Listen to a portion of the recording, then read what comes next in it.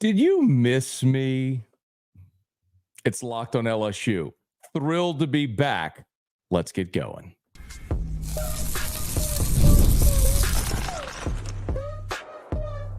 You are Locked On LSU, your daily podcast on the LSU Tigers. Part of the Locked On Podcast Network, your team every day. All right, let's get it. It is Locked On LSU. I'm your host, Matt Moscona. If you were expecting Caroline Fenton, my apologies. You were expecting Princess Fiona, and instead you got Shrek. But I am so fired up to be here with you right now on Locked On LSU. And thank you so much for making us your first listen every single day. And we are brought to you by LinkedIn. You're going to have to, I will first begin by asking for your forgiveness and your patience. If you're not familiar, and we got a ton of LSU baseball to talk today. LSU added 2 pitchers via the transfer portal this weekend. I want to give you thumbnails on both of them, and they lost another pitcher via the portal this weekend as well. So I want to talk about that and also sort of the roster moving forward and what holes still remain for Jay Johnson and his squad. But thank you for making us your first listen. Thank you to LinkedIn, who's bringing you this show. And of course, these days, every potential hire can feel like high-stakes wager for your small business. That's why LinkedIn Jobs helps you find the right people for your team faster and for free. Post your jobs free at linkedin.com/lockedoncollege. Terms and conditions apply. I'm going to talk a ton of LSU baseball today. But I want to start with a little bit of a what's going on here explanation. If you are new or if you've been here in the last 2 years, you're expecting Caroline Fenton. Caroline had an awesome opportunity. She will announce her professional opportunity coming shortly. I'm certainly not going to do that for her, but it took her away from Locked On LSU and afforded me the opportunity to return. If you're not familiar, my name is Matt Moscona. I host Afternoon Drive on ESPN Radio based out of Baton Rouge, syndicated all throughout the state of Louisiana, and I love what I do every single day. And back in 2018, David Locke offered me the opportunity to start Locked On LSU. And I did this podcast from its inception for the first 4 years. And long story short, I don't need to bore you with all the details. The bottom line is there was a professional opportunity that came up with the company that I work for in Baton Rouge that took me away from Locked On. I asked Caroline if she was interested in taking over. She did, and she did awesome for the last 2 years. And quite candidly, I always hoped the opportunity for me to return to Locked On would present itself. And I've talked to many people associated with Locked On about different potential roles over the last 2 years. And this one came up again. And it was very, very easy to jump back in. It is so impressive. And I know this isn't why you're here. You're here to hear about LSU. I'm going to get to that, I promise. But in a world where podcasting and digital media is front and center, and there's never been more competition, it is so hard to fight for and gain market share. And the Locked On Podcast Network is a beacon of light, of an example of how to do it right. And they have, and they thrived. And I'm so excited for this entire Locked On team. And I'm so excited to be back and part of Locked On. So my intention is to be here and do the live video stream every evening around 9:30 Central Time. Of course, you can watch the video whenever you want on YouTube. And thank you if you're there on YouTube. Please subscribe to the channel, smash the like button, and subscribe to the channel. We appreciate it. And of course, the audio will be there if you're listening to us. Thank you for being there as well. The audio will be posted every weekday morning. So the same as it always has been.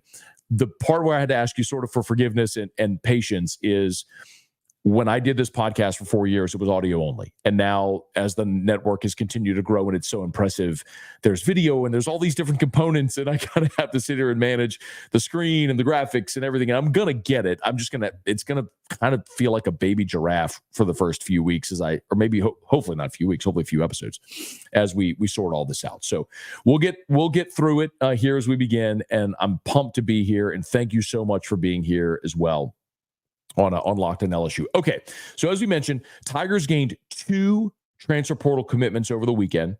A really coveted right-handed pitcher from Mount St. Mary's named Devin Sheeran. I'm going to tell you about him coming up in the next segment, just a few minutes. On Saturday, they gained a commitment from Indiana State pitcher Luke Hayden. So we'll talk about that. And then Javen Coleman has hit the portal. So we'll get to Javen Coleman and Devin Sheeran in a bit. But I want to start just sort of in reverse chronological order of the commitments and start with Luke Hayden, the commitment from Indiana State. I think it's so important to remember this. And first of all, a little bit of news. This was a massive recruiting weekend for LSU baseball. I was told last week that LSU had 4 players coming to campus. Gavin Killen, who is a shortstop out of Louisville, is the number 1 player in the transfer portal at any position. He is projected by MLB as the number 17 overall prospect for next year's draft. He was a shortstop at Louisville, hit over 300, dynamite defender. He is a guy that if LSU lands him, will be your day 1 starting shortstop in 2025, will hit in the top third of your order, might even lead off for you, and would be a massive, massive get in the middle infield for Jay Johnson. Remember, LSU is likely to lose their entire infield except for Stephen Milam. Hayden Travinsky and Alex Milazzo are seniors. Tommy White is going pro. It is very likely that Michael Braswell, as a junior in his draft year, will sign wherever he is drafted. You don't return and lose all your leverage. The big question is Bear Jones, but every indicator I've had talking to people around the draft and around LSU is that Bear Jones is likely going to be a guy taken in the top 75 picks. And if that's the case, you're probably going to get somewhere in the neighborhood of $800,000 to $1 million. And that is really hard to turn down, especially for a guy that is a power hitter. If Jones were to return to LSU without Tommy White in the lineup and teams focus on him, they pitch to him differently. Does his 300 batting average dip below 300? Do the 28 homers dip to 20, 22? It's just a giant risk for Jones to come back for another season. So all that to say, Milam returns. You've got a really good core of players coming in, but you have to hit the portal. We've talked about Luis Hernandez from Indiana State, who is a power hitting infielder. Think Travinsky, catcher, first base, DH, who is going to hit 20 bombs for you next year. You got Blaze Priester coming in from the junior college ranks, who, if Brady Neal leaves, likely is your starting catcher.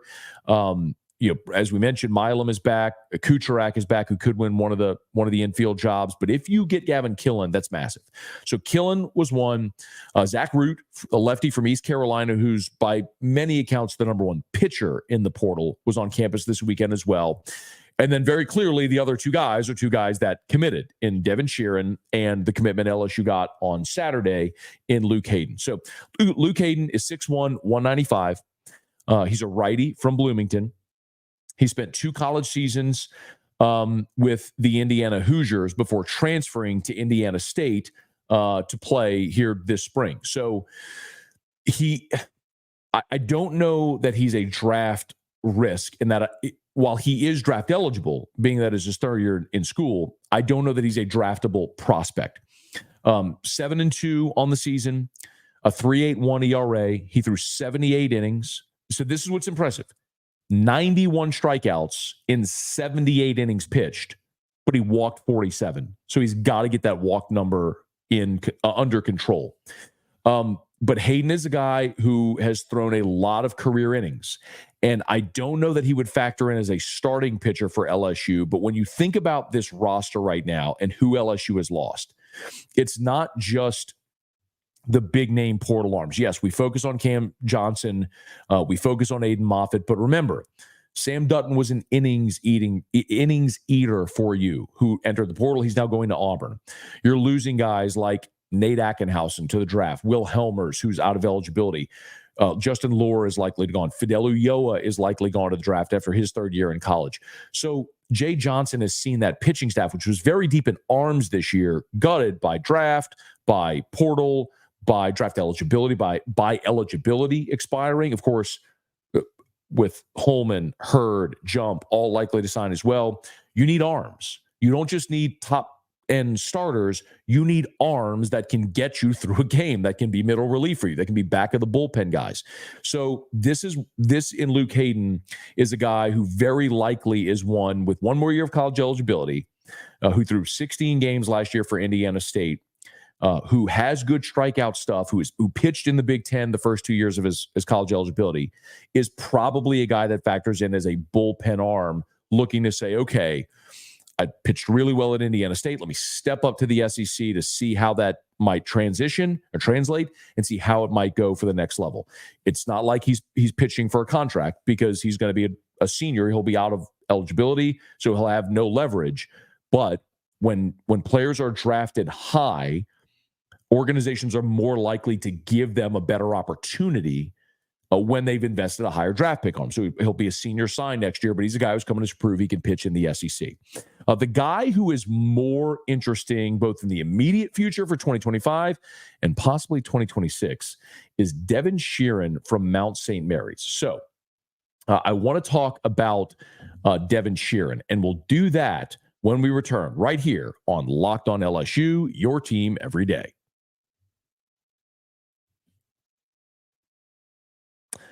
And we are brought to you by LinkedIn. LinkedIn is the title sponsor of this episode of Locked On LSU, and we would love it so much if you could support our sponsors. LinkedIn, we all know what LinkedIn is. It's an amazing platform that has grown from just a job board to a great content platform. And LinkedIn has been the place if you're looking to hire to go. LinkedIn these days, of course, every new potential hire can feel like a high stakes wager for your small business. If you need help, LinkedIn Jobs can help you find the right people for your team faster and for free. You heard me, for free. So if you're a business owner, you're looking to hire, you could post your jobs for free at linkedin.com/lockedoncollege. Again, that's linkedin.com/LockedOnCollege. Spell it all out. LinkedIn.com/LockedOnCollege. Terms and conditions apply. Okay, so the Tigers, as we mentioned, land Luke Hayden. And before they land Luke Hayden on Saturday, they got a really, really impressive commitment on Friday. Devin Sheeran from Mount St. Mary's pledged to the Tigers. This is one of those that is a great example that we see from time to time in the recruiting game where you will understand this just naturally as a human. Some people develop more at 15, 16, 17. Others develop more at 18, 19, 20. We all know people like that. We all know people who peaked in their junior year in high school. And I'm not saying it's good or bad. It's just the reality. And then there's people who came into their body. William Schmidt, by the way, who is from my alma mater, Catholic High in Baton Rouge, who is arguably the top right-handed high school pitcher in the country, who's committed to LSU, signed with LSU, but is likely going to be a first-round draft pick and is going to get somewhere in the neighborhood of $3 to $5 million, never show up on campus. William Schmidt, I interviewed him a couple of weeks ago, and he talked about as a freshman in high school, he was 5'5", 100 pounds. Now he's 6'5", throws 98, pushing, bumping 98, 99, got a slider and a curveball with a spin rate that would be top 10 in the big leagues right now. And that development happened later in his high school career. Well, it's interesting because that's kind of what happened with Devin Sheeran. So Devin Sheeran, if you go look at his perfect game profile, very much to see. He was 6'2", 200 pounds, which isn't small, but he was playing third base, according to Perfect Game. And he did not have a national rating. So he ends up going to Mount St. Mary's. And in that time, from when he signed with Mount St. Mary's to now, Devin Sheeran hit a growth spurt. He is now listed at 6'5", 245. His fastball tops out at 98 miles an hour. One scout described Devin Sheeran's slider as, quote, disgusting. And he is a guy that should have the opportunity to factor into LSU's rotation immediately. So you're talking about a guy with real stuff here in Devin Sheeran. Now, there is something that is fair to mention about Devin Sheeran, okay? Devin Sheeran pitched this year at Mount St. Mary's. And it is fair to look at Mount St. Mary's and say, but who was he facing? Look, the numbers are very impressive. He had a 4.76 ERA, and in 70 innings pitched, 70, Devin Sheeran struck out 109 batters, 109 in 70 innings pitched. He walked 32. His strikeout to walk ratio is insane. And yes, it's fair to say he was facing a bunch of hitters that were overmatched. Here, I'm going to give you the skeptical point of view first, and then I'll get deeper into it. So if you're sitting there saying, yeah, but who did he face? Here's the list. Okay, these are the teams that Devin Sheeran pitched against in his true freshman season. Again, this was 2024 was his true freshman season. So more on his eligibility in a second. Here you go. Norfolk State, Richmond, Mississippi State. He did throw an inning and 2/3, 4 runs on 3 hits. Not great, but he did pitch at Mississippi State. Lehigh, Maryland, St. Bonaventure, Manhattan, Portland, Marist, Niagara, Fairfield, Ryder, Canisius, St. Peter's, Canisius, Fairfield. That's who he pitched against. Okay. So I understand if you're going to say, okay, will it translate? It's a fair question to ask. I mean, I've given this example to my audience for the past year. Well, in the last 4 months. Look at Mac Bingham. Mac Bingham was a 350 hitter at Arizona in the Pac-12. He was a first-team all Pac-12 performer. He comes to the SEC, he literally hits 100 points lower and couldn't see the field. It is fair to say, what about the step up? The difference, Mac Bingham was a COVID year senior, a 5th-year senior. We're talking here with Devin Sheeran about a guy that just finished his true freshman season, who in his perfect game profile was an unranked third baseman, grows into his body and strikes out 109 in 70 innings pitched. Again, we saw a guy this year on LSU's campus have dominant stuff who couldn't consistently find innings for LSU because he couldn't command it, and that was Cam Johnson. We saw another guy with elite stuff who couldn't get SEC hitters out in Cade Anderson. Now, Anderson grew, and as the season went along, SEC tournament regionals was really impressive, and I think is probably a guy that factors in the rotation. So as I look at a guy like Devin Sheeran, here's my thought on it. Here you have a guy who physically has the frame, but also has 2 more years of eligibility. That's probably the most important thing to think of here with Devin Sheeran. He had 2 more years of eligibility. He's a guy that just finished his first season. So even coming to Baton Rouge in 2025, if Sheeran doesn't earn a spot in the rotation, that's not to say he wouldn't be there in 2026, right? Another year of development in the SEC, find a role on this team, and then become a starter in 2026. Or maybe he wins a job in 2025. Keep in mind, Chase Shores is coming off of Tommy John. I think a lot of LSU fans have just forgotten how dominant Chase Shores was as a freshman and what the expectations are. I mean, you have a dude that's 6'7" and throws 100. He's not Paul Skeens. He's not going to sit 100, but he can hit 100. And that's a dominant right-hander. That's Chase Shores coming off of Tommy John. If he's healthy and has his command, it is 100% a Friday night guy in the SEC. So you have Shores. You've got Cade Anderson growing into his sophomore year, who was great in the non-conference and in the midweek, just struggled throughout the season to get SEC hitters out. Let's see him make that step.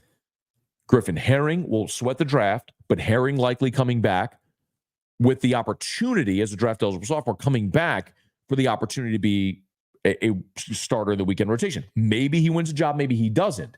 But again, Jay Johnson won't have shortage of options. So those 3 are there. You obviously have these guys that you've added now in the transfer portal, Devin Sheeran among them, and others, which we'll talk about here in a second, how the rest of the weekend rotation could potentially shape out. Remember, you signed Zach Cohen, who was a starter at Wofford, who was their Friday night guy.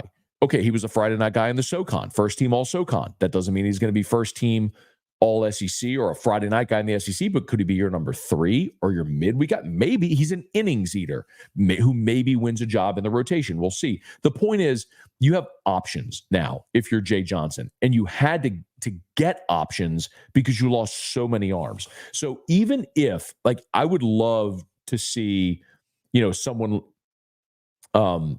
like Devin Sheeran have the opportunity to earn a weekend rotation spot. But even if he doesn't win it, it means somebody beat him out. And if you're beating out a dude that's 6'5" with a 98-mile-an-hour fastball who struck out 109 in 70 innings pitch, you're feeling pretty good about whoever takes that job. So Jay Johnson needed arms. He needed big arms, and he got it. I mean, it's disappointing to lose Aiden Moffett and Cam Johnson because those are dudes who are pros. Those are pro prospects. And the disappointing part is, those are guys that don't generally show up on campus. And in a different era before the transfer portal, they stay and they grow and they develop. But with the portal and NIL, dudes with that much arm talent, that much ability are going to get options and opportunities to go elsewhere. So you wish them both well, but it means you have to replace them with similar arm talent. And you've done that with what you've done so far in the portal. So 2 big gets on the bump for Jay Johnson and for this staff here this weekend. And man, it's going to be exciting to see what may come next because, I look at this weekend and who they had on campus and what could come with Gavin Killen from Louisville, with Zach Root from East Carolina. I'll say it to you plainly. You should be really excited already about the players LSU has landed. Now, they've lost 10 out of the portal, and I don't think they're done, by the way. And if you're wondering, the portal window is open from June 3rd to July 2nd. So today, as we record this live, it's Sunday, June 16th. If you're listening to this on Monday, it's Monday, June the 17th. But so you still have a couple more weeks of the portal window being open. So more players could still enter the portal, and you certainly address more needs with more players entering the portal. You're far, far, far from done. But if you land Gavin Killen from Louisville and Zach Root from East Carolina, you landed probably the 2 best players in the entire portal in this cycle, and you should be doing backflips. Everything else would feel like lanyap. So 2 big gets for LSU. They did have another player reportedly enter the portal this weekend. We'll get to that here in just a quick second on Locked On LSU. Today's episode is brought to you by FanDuel. Make every moment more and do it right now. New customers, you can get $200 in bonus bets with any winning $5 bet. How about that? $200. You make a $5 bet, you win, you get 200 in bonus bets. That's incredible. That's $200 in bonus bets with any winning $5 bet. College World Series is going on right now. Bummer that the Tigers aren't participating, but if you want to bet on the College World Series, they got it. Great prop bets as well. If you want to bet on the Stanley Cup Finals, the NBA Finals, my goodness, you bet on anything. And college football, NFL futures, it's all there for you. But remember, right now, new customers get $200 in bonus bets with any winning $5 bet only at FanDuel. So visit FanDuel.com/lockedon. That's FanDuel.com/lockedon to get started.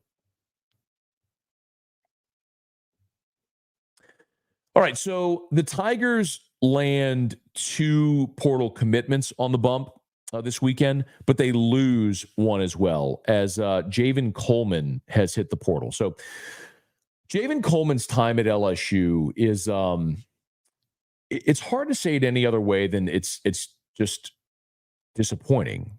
Tommy John chopped him down. There's no other way to say it.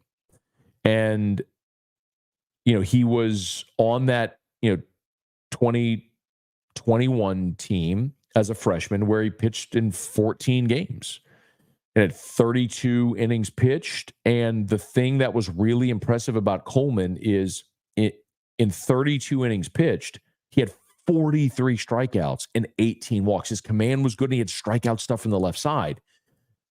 As a sophomore, he had Tommy John. He went down with the injury, came back a year ago on the national championship team and threw just 14 innings.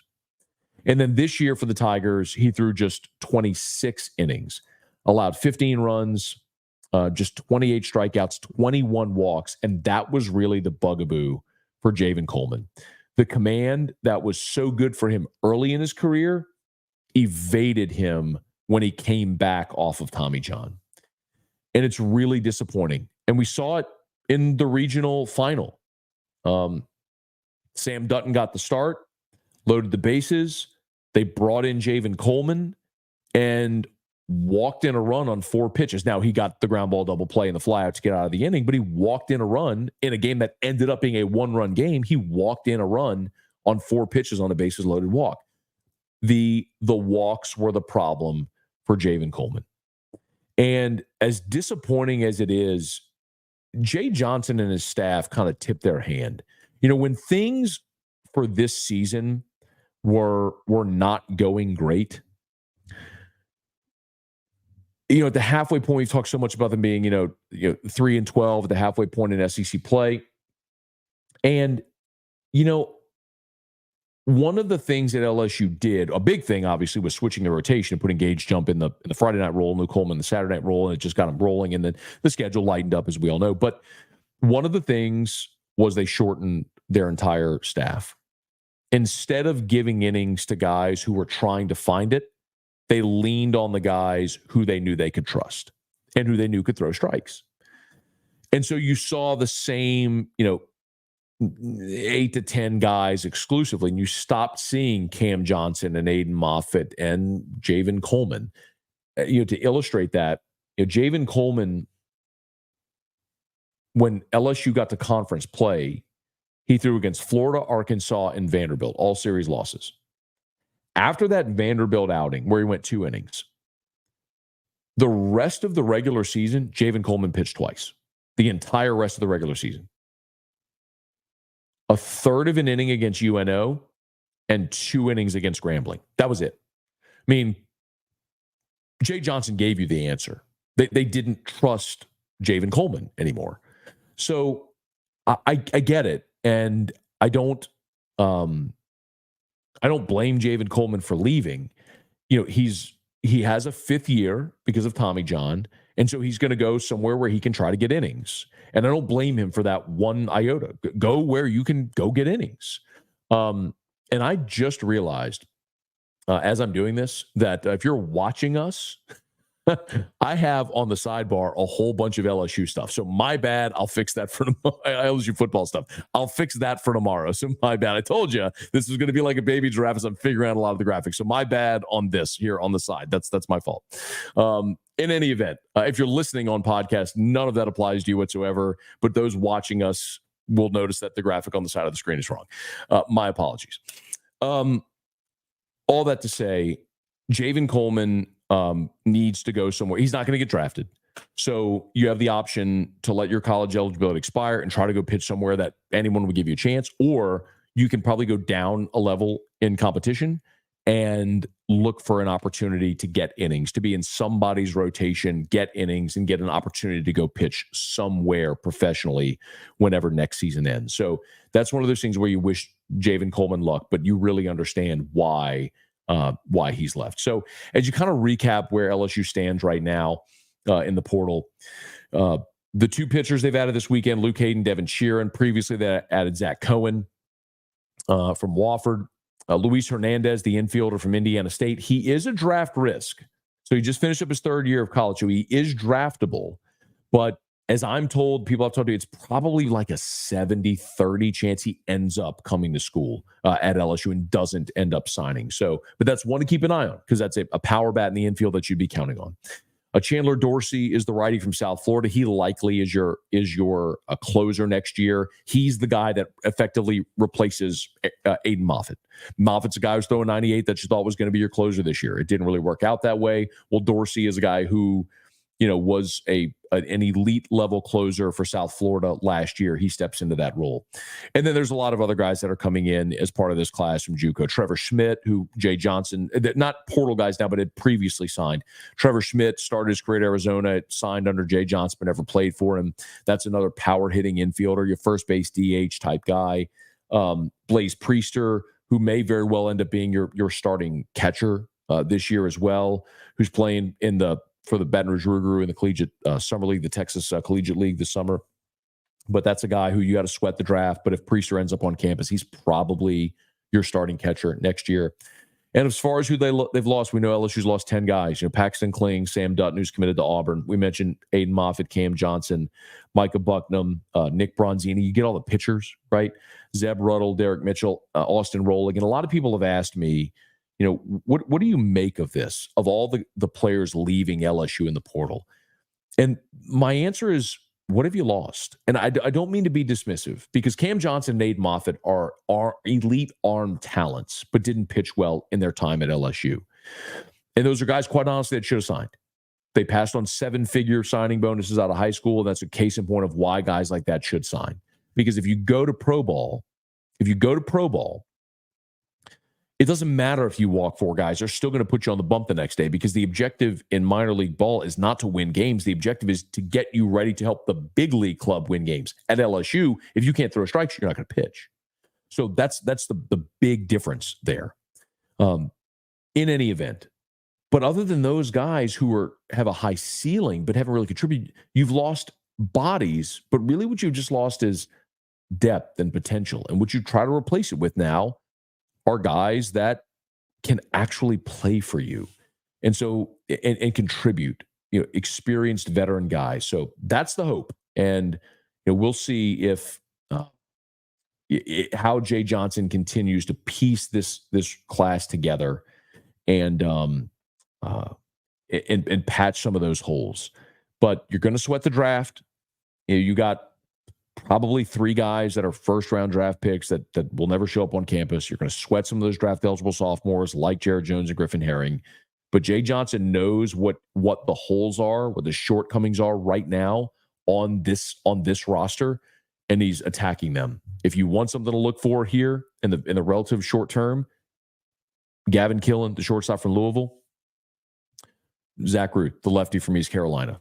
Let's see where those land. If LSU doesn't land Gavin Killen from Louisville, then Jay Johnson's got some work to do to go find a starting shortstop somewhere in the portal. More guys could still enter. Remember, you have until July 2nd to enter the portal. And I'll remind you, you'll get guys commit later. I mean, Gage Jump didn't commit till July last year. Paul Skeens didn't commit till July 29th.